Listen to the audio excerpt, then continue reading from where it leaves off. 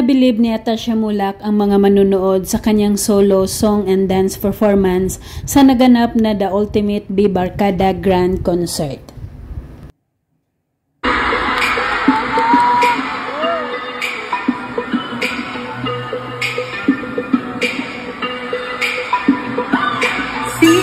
Halatang pinaghandaan ng mabuti ang kanyang performance kasama ang kanyang mga magagaling na mga backup dancers na talaga namang humahataw din sa galing sa pagsayaw.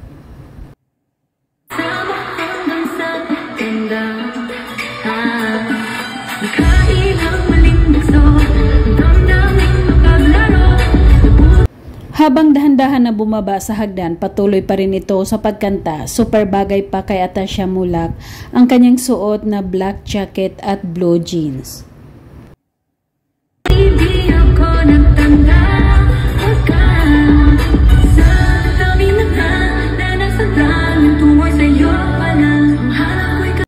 Parang sanay na talaga si Atasha Mulak pagdating sa pagkukonsert.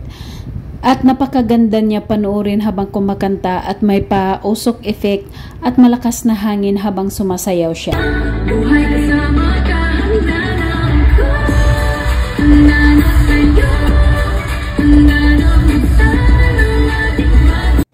Hanggang sa hinubad na nito ang suot niyang jacket at nakatalikod ito at tumambad ang magandang hubog ng katawan ng dalaga dahil hapit ito sa kanyang katawan ang kanyang suot.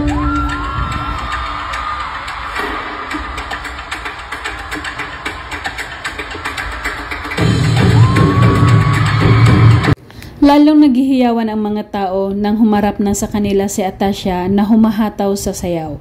Super galing ng dalaga at talaga namang siguradong proud na proud sa kanyang mga magulang.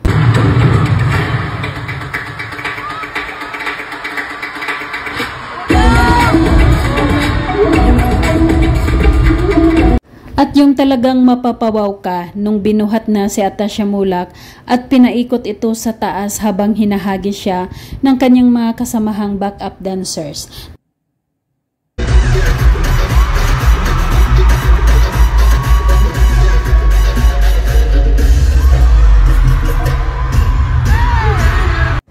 Patuloy pa rin na kumakanta si Atasha habang binubuhat pa rin siya at nakatihaya, sabay pagbaba naglalakad ito sa dulo ng stage para malapitan ang mga audience.